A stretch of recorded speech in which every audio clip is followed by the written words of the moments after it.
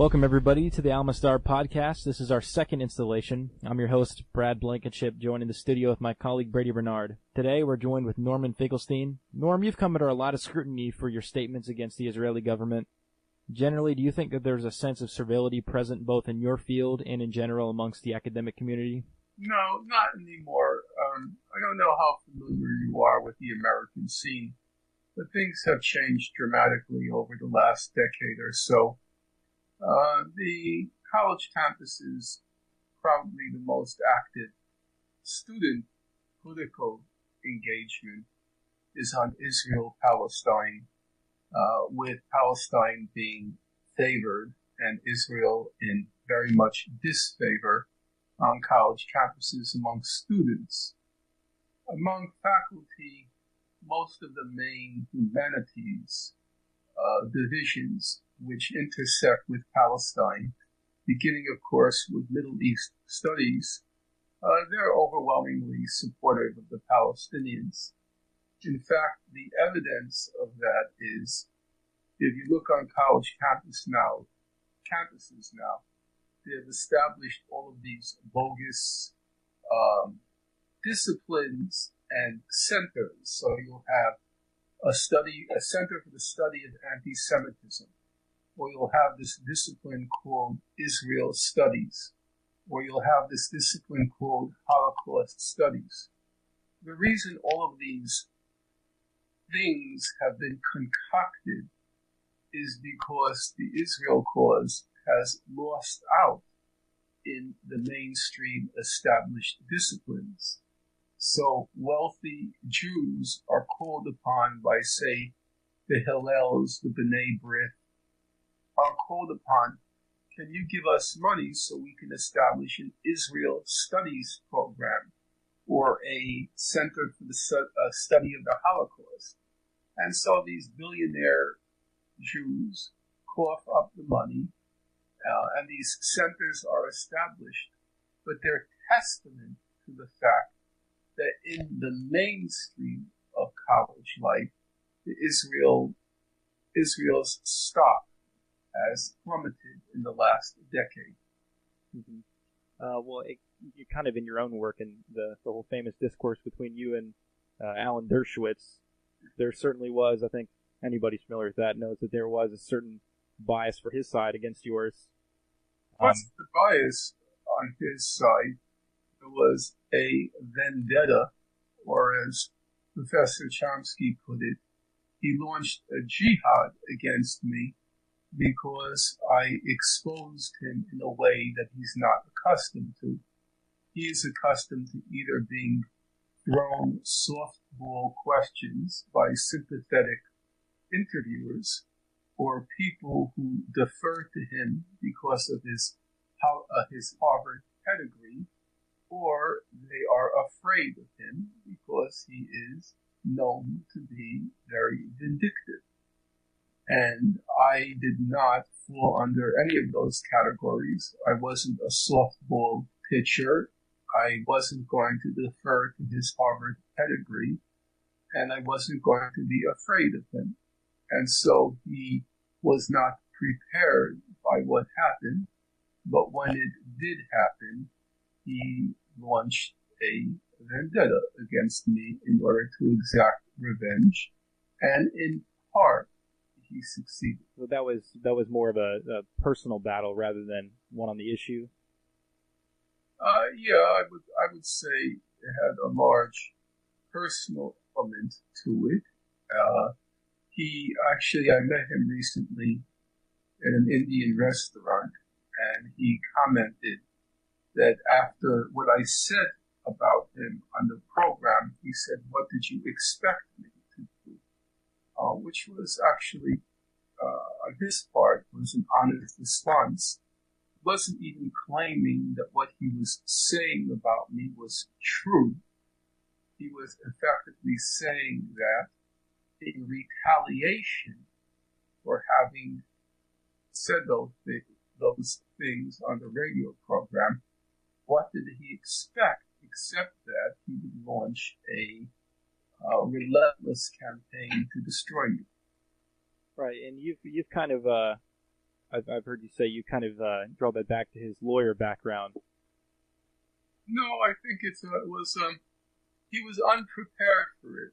Professor Dershowitz has said and done many outrageous things in public life, and people never call him on them. So to take the most obvious example, it was clear that he did plagiarize. Even though I don't consider plagiarism to be the cardinal sin, nonetheless in academia it does rank as a cardinal sin. And two of his colleagues at Harvard, Charles Ogletree and it's funny, I just had his name in front of my mind, it just slipped.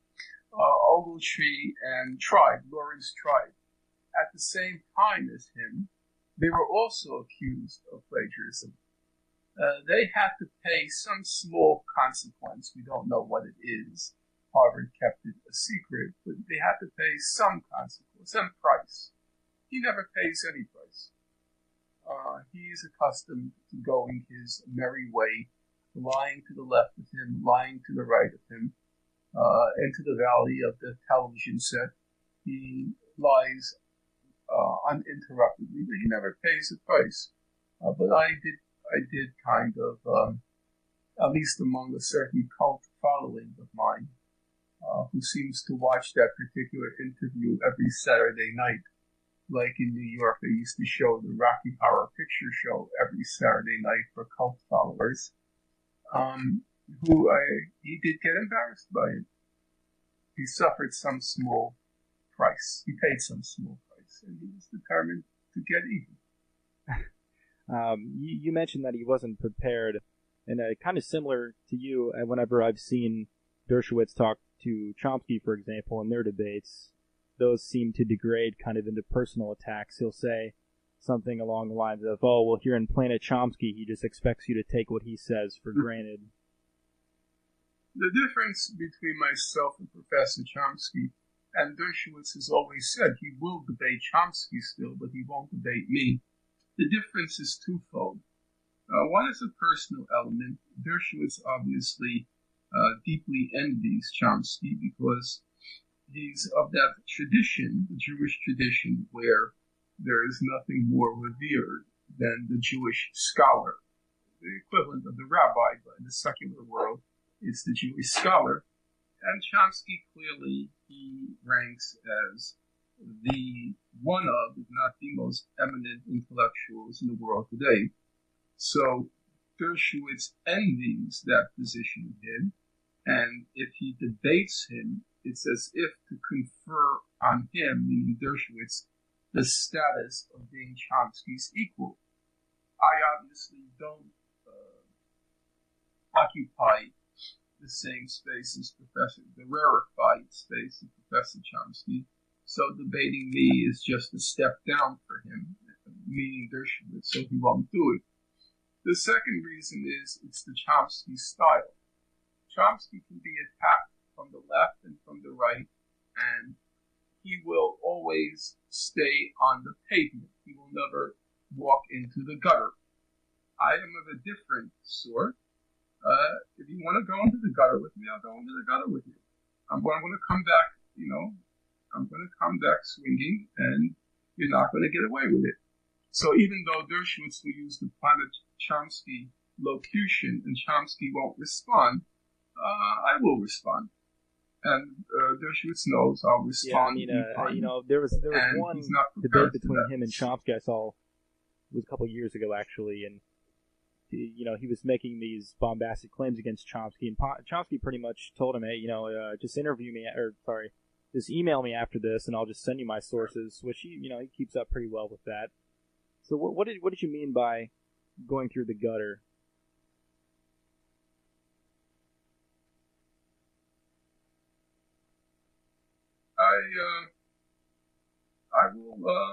I will speak with an element of candor and frankness, which Chomsky would. So I watched your interview on Russia Today about the stabbings in the West Bank and kind of the implications of that. Where do you think the conflict has evolved into the present day? obviously, I see reports, seems almost weekly, of atrocities committed. Do you think that these have escalated in recent years?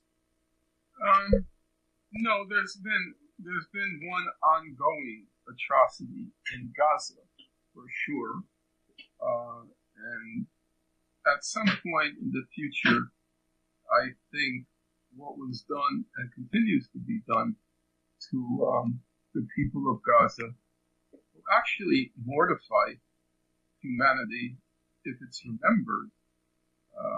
Say 2 million people, 90% of whom are either refugees, 80% of whom are either refugees or children of refugees, half of whom are children, in this besieged, blockaded enclave, which has to sustain for the past 10 years a blockade, illegal blockade imposed on it by Israel.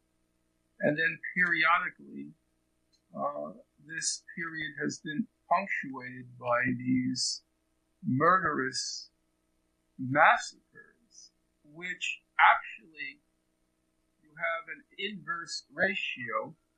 They escalate in intensity.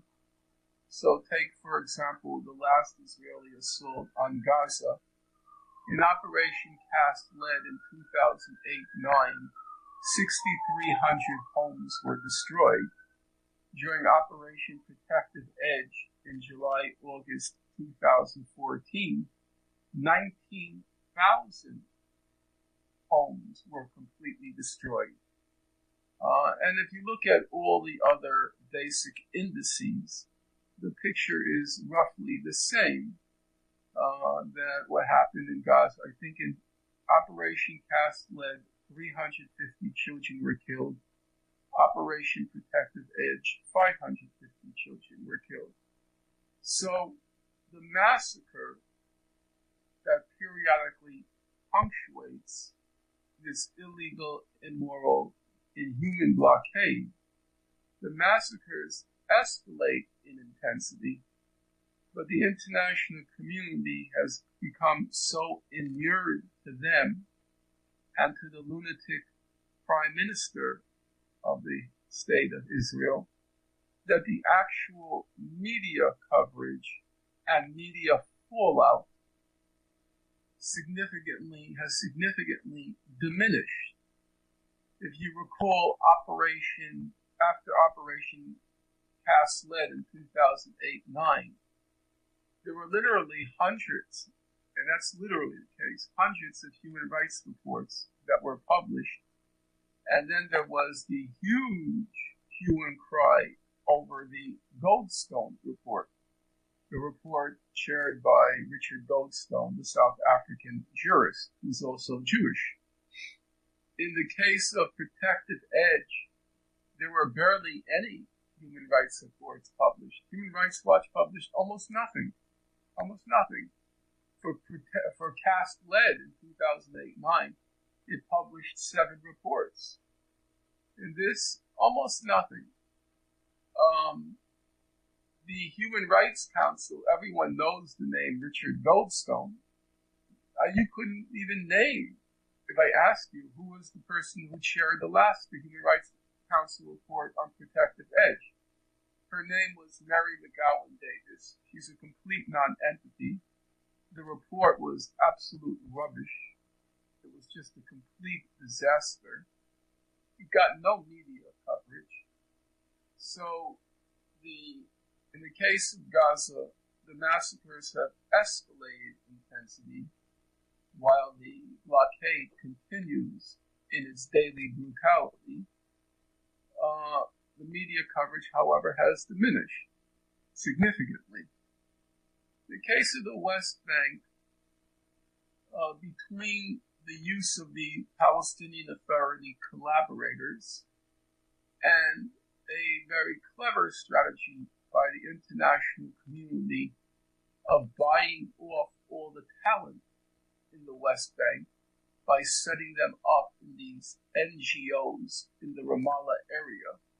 Whoever has a brain on his or her head and seems like he or she might one day become a troublemaker, a leader. They're given this NGO, some office with a computer and a desk. You get set up. You're getting an NGO salary, which is to say you're living at a much higher lifestyle than a typical person in the West Bank. And you, of course, are completely conscious every minute of every day that one wrong word and you might be back in the real West Bank, not the Ramallah bubble. And so between the collaborator army and torturers, army and jailers and torturers, the NGO setup, and the absence of any alternative organization, a large part of the Palestinian population has been reduced to despair and looking out for him or herself, or his or her family. And so the level of resistance is on a much smaller scale than in the past. And if you know the expression, wherever there is oppression, there is resistance. But on the other side, if there's no resistance, there's no need for oppression. You mentioned Human Rights Watch. It seems, as any of our listeners are familiar, we take a lot of criticism to Kenneth Roth in particular, with his coverage of Syria, his selective reporting on certain incidents. In this case, in Palestine, do you think that, as we suspect in Syria, do you think that there is a narrative amongst Human Rights Watch and other human rights groups? You can see it from the bad side or the good side. So, or I should say, the bad side or the extenuating side. Human Rights Watch wants to have an impact on policy. Otherwise, what's the point of a human rights organization? Is there any point in just documenting? Not really. I mean, I think there is a point in documenting. That's what I do. But that's not what a human rights organization wants to do. It wants to affect policy. So to affect policy, to some extent, you have to be on the inside so you can lobby. And so part of it is, I can understand it, that you figure if you want to be effective, you have to be able to talk to Obama's people. And if you just relentlessly attack, you won't be able to talk to them. And Roth is an insider. I guess he used to work for the federal government, I think in the judiciary, I can't remember where. He's an insider by nature. That's the good side. The bad side is that you effectively take the administration's agenda on issues that count for it. You know, any administration has, any American administration has a position on everything in the world because you're the global superpower, so you're poking your nose in everywhere. But in some places, it makes no difference. The administration is not really wedded to any particular line because no major U.S. interest is at stake. So in those areas, a human rights organization can tell the truth.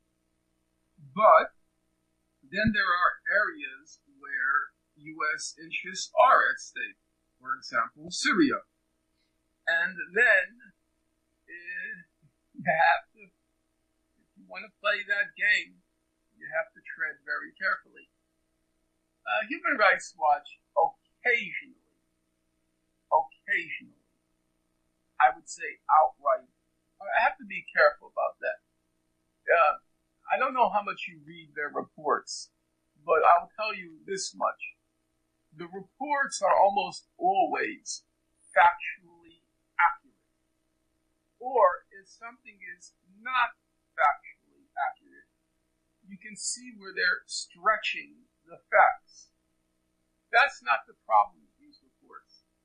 The problem is not the factual reportage.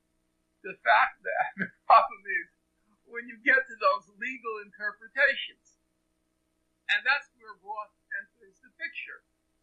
Roth will take out his red pen, so to speak. We don't use red pens anymore.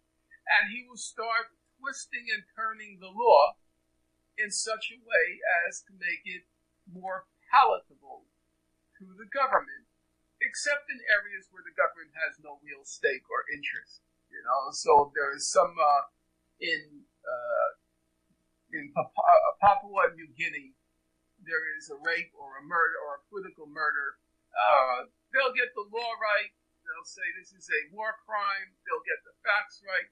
Because the U.S. doesn't really care what's going on Papua New Guinea, But where it's a major interest, my experience has been the problem has not been mostly, it's not been with the factual reporting. It's with the outrageous legal interpretations that are given the factual reporting by someone like Roth. Yeah, that was our last guest, actually, Mushtaba Masood. We were discussing that same point that you're mentioning. So I'll read the human rights reports, for example, and these places, these countries that some people have never heard of, and you read them and they seem accurate, but when it comes to, for example, the execution of Sheikh Namir, there was very little on that from Kenneth Roth on his Twitter account and even on human rights reports. So I don't know if you heard on Christmas, Zehran Aloush was killed, the leader of Jais al-Islam. Roth said that it was part of Assad's strategy to limit the choices between him or ISIS. And some Twitter activists got him to backtrack that claim because, as Mr. Masood put in his documentary, Aloush had called for the genocide of Shia and Alawites alike. So for him to claim that this person is essential to peace talks in a democratic Syria, and also he said that he believed democracy was a farce in pushing this Salafi agenda. So it was kind of misleading, if not an outright lie, for Mr. Roth to claim that Zehran Aloush was some pillar of democracy that was killed. So these are some of the things that we've noticed on the Syria end. Right, but you'll agree that's an interpretive issue. Yeah, I mean the facts aren't wrong on that. It's so they have that sense of there is that sense of number one, an internal sense of professionalism, and number two, they're perfectly aware, especially in the internet web age, that if they misstate the facts, they can be caught lying. Whereas the law is so almost infinitely flexible that you can never really pin it down and say that's a lie. It's hard. The law is so malleable, it's so flexible. And that's where Roth comes in. The conclusions he sometimes doctors, and I mean doctor, the legal conclusions, when it comes to Hezbollah, they're just mind-boggling. Mm-hmm. Hezbollah and Hamas, because they're Islamic, and these are liberal, secular human rights organizations, which is to say they hate religious people. They think, they're of the, what's that guy's name? Oh my goodness, where's my Bill Maher? Religious people are the stupidest people on earth. Now, if you believe in religion, you must be a moron. There were some of the smartest people in the history of humanity, probably the majority of the giants in human thought, they happen to be religious. Whereas my guess is Bill Maher, he never got past chemistry and biology to physics. So for him to be expressing such certainty that religious people are stupid, whereas he probably has 2 years of high school science, I don't know where these people come off, this presumption on their part.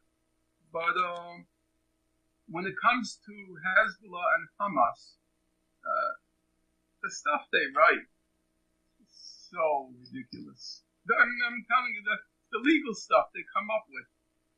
They come up with stuff, just to give you one typical example. Let's say Israel says it's going to target a home. It's going to blow it up in 5 minutes. So the occupant of the home, then calls on the neighbors, come up to the balcony of this house and protect us, act as protectors for for the home that's going to be targeted. So, Human Rights Watch, and now the Human Rights Council, the UN Human Rights Council, you know what they say that is? They call that's illegal human shielding. Human shielding. You're willing to sacrifice your life to prevent yours or a neighbor's home from being blown up by this lunatic Mongol army, and you're guilty of human shielding. You know, what is that? What is that? But that's what they do. That's what they do. Because it's Hamas and it's Hezbollah. You know, these crazed religious fanatics. I definitely have to agree with you on that one. We actually recently tried to debunk the whole mythology of Madaya. They were claiming that Assad and Hezbollah were blocking food entry to Madaya and starving these people. And what they failed to really address was the overwhelming amount of evidence to the contrary. There was videos all over Twitter. There was testimony from people living in the city that in fact it was actually Al-Nusra and other rebel groups that were occupying Madaya, or al-Sham as well. And they were pegging it and saying it was Hezbollah. It's written a convincing account of what's happening there.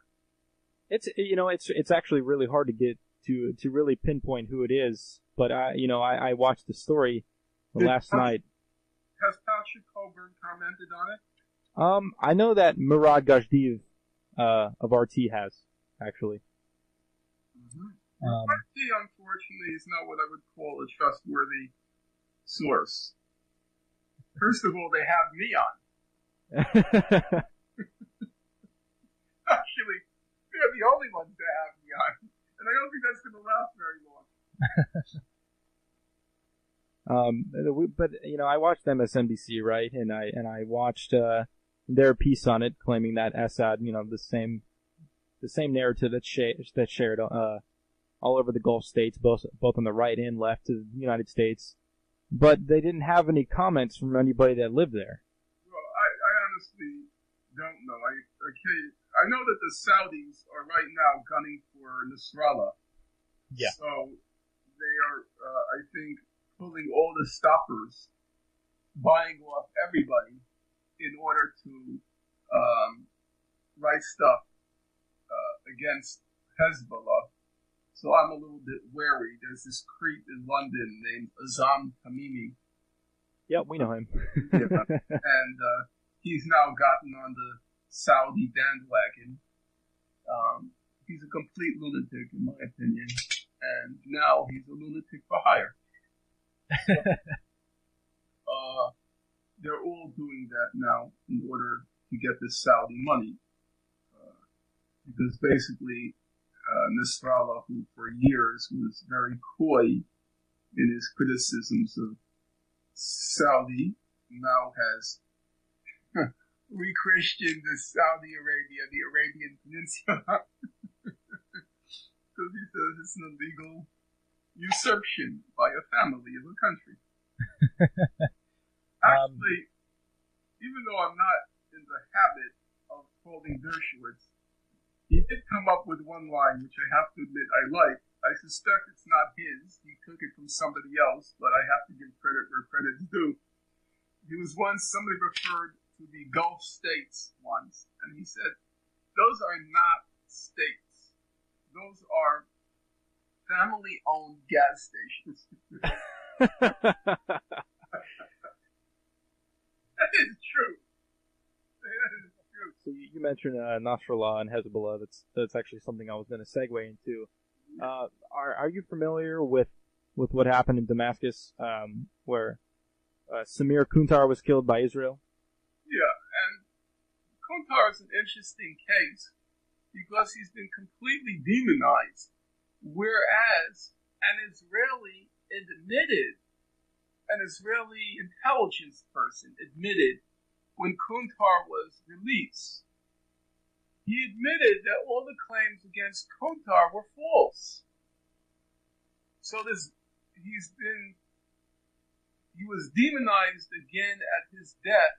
Whereas if you go back, and I think it wasn't in Haaretz, it may have been in the other Israeli paper, Yediot Ahronot, that in fact all the stories about how he took these people hostage and killed them in cold blood, they just weren't true. Yeah, it seems to always be that narrative to kind of demonize Hezbollah. I believe, and you're probably familiar with, Nasrallah released a statement pretty soon after that, saying that they wouldn't let that go unchecked.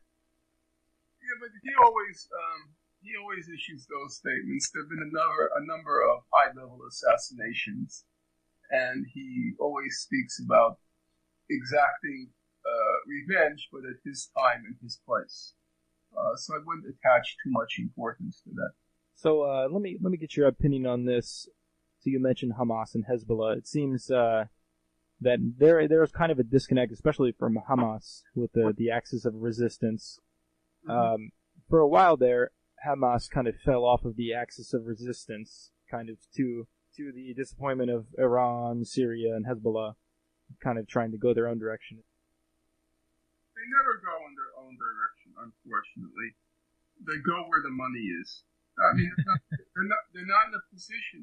Beggars can't be choosers, and they're not really in a position. So at the time when they underwent reversal, they desperately needed Egypt, and Egypt was anti-Iran. So they went with Egypt, and of course, hoped for the Saudi money. That's just very narrow options. Well, they kind of, especially Hezbollah and Hamas, in the context of Syria, have taken completely different stances. Yeah. Hamas has came out and supported the rebels. Hezbollah has kind of, obviously taken a big role in Syria, fighting alongside the Syrian Arab Army. What do you really think about that, as far as those two stances? Do you think that I think neither of them had good neither of them had good choices. Hamas, because at the time it was dependent on good relations with Egypt under Morsi, and Hezbollah because it's dependent on the passageway between Syria and Lebanon. They need Syria for the arms. I wish they had better choices, and sometimes I wish that Nasrallah had distanced himself more from Bashar. I wish he had distanced himself more, but I recognize that he didn't have that many choices, and he's a very smart man, and so he knows he paid a very big price. He was by far and away the most popular political leader in the Arab world at the time of the 2006 Lebanon war, and now his stock has plummeted. The Syrians loved him. They really did love him. And now they hate him. And he lost a lot of moral stature by backing Assad. If you look at South Beirut, I mean, it's a very vibrant community. He lost a huge amount of support. I knew a lot of the people who loved him. And they hate him now. The Sunni Shia thing, it never spread to the West Bank. Palestine. I lived there. Nobody ever talked about Shia Sunni, even up till today. It's not Shia Sunni, it's who's got the money. Right. To think that Hamas is acting, even Hezbollah, I mean. So you don't think that was sectarian? Right, but there they had the confessional system. The idea of a confessional system, it would be totally alien to the West Bank and Gaza. Nobody ever talked about Shia, Sunni. So I don't think that was the animating factor. The animating factor was you need allies. And unfortunately, in the Arab Muslim world now, you have a choice of Iran or Saudi Arabia. Those are the big players. So you have to choose between them. Not at all. Hamas? No. Okay. I mean, even let's be clear. even the Hezbollah Syria thing. Hafez al-Assad, he was a fanatical secularist. Remember, 1982, in Homa, he killed about 25,000 Muslim Brotherhood people. So the thing that it's a religious alliance between Syria and Hezbollah is crazy. Oh yeah, I think just the whole axis of resistance, Hamas, Hezbollah, kind of dispels on its, kind of on its face the whole sectarian belief and mythology of the resistance. Mm-hmm. It might not even be accurate to call it an Islamic resistance, as many do. Islam, it is a binding factor in the case of Hezbollah and Iran. Yeah, it is a Shia factor. But I think that one has to look also at the anomalies within that arrangement. There was an arrangement between oh my God, my memory is going. In Iran, what are the holy people called? Okay, let's just say the Ayatollahs and Hafez al-Assad. That's a very strange arrangement. So religion goes only so far in trying to explain these alliances. The mullahs in Iran, okay. And the Ba'ath Party. Now, that's weird. And the Ba'ath Party. And then the two most warring countries in the Middle East in the 80s and 90s were not just Iraq and Iran, but Iraq and Syria. They hated each other, and they were both Baathists. These explanations have, I think, they have some, but they're of a limited value in trying to understand the political dynamics. In the Gulf, it has nothing to do with Sunni. First of all, how can anyone possibly believe that these Saudi parasites who spend half their time in brothels and the other half the time in liquor stores, that they care about religion? I mean, every time I hear about, Saudi Arabia and its Wahhabi conservative religion, Saudi's religion? Is there anything more ridiculous? It has nothing to do with religion. Religion is just a rallying cry. They want to keep their wealth. They're parasites. There's many of us, we're trying to, understand why the execution of Sheikh Namir, they obviously knew there would be ramifications for that. And a lot of people have said they think it was more or less just to divide Shia and Sunni even farther, to kind of make the choice for other nations and other peoples to say it's either us or Iran. Look, I'm no defender of the system in Iran. There are a lot of problems there. However, I think since Saudi Arabia was created, they have not contributed anything to humanity. I've never seen a country like that. You can attack Israel to the end of time, but you have to, acknowledge its technological achievements, its cultural achievements. There's something. What is there in Saudi Arabia? What has there ever been in Saudi Arabia? It's a nation of parasites. And you can't say that about Iran. Iran has a very sophisticated technological infrastructure. Very smart people. The sciences and math. And the humanities, it's been a disaster because of the reign of this lunacy. But maybe they have long enough history and culture that maybe this would just be seen as a passing phase, 40 years. Mm-hmm. But Saudi Arabia is a zero. A monster. It's a monster country. They use their money to buy off everybody, and they'll do anything it takes, so they can keep hold of that wealth. Of course, American ruling elite that describes any ruling elite. These maniacs with their money. But you have to say there are different facets to the American system. It's contributed in various areas. It's made significant contributions. You can differ on how significant they are, but nobody's going to deny in areas of science, technology, culture, and so forth. There's something. How much, we can disagree on. But Saudi Arabia, what has it ever done? Mm-hmm. Well, thank you so much, Norm. This is your host, Brad Blankenship, signing out. And again, Norman, thank you so much for the interview.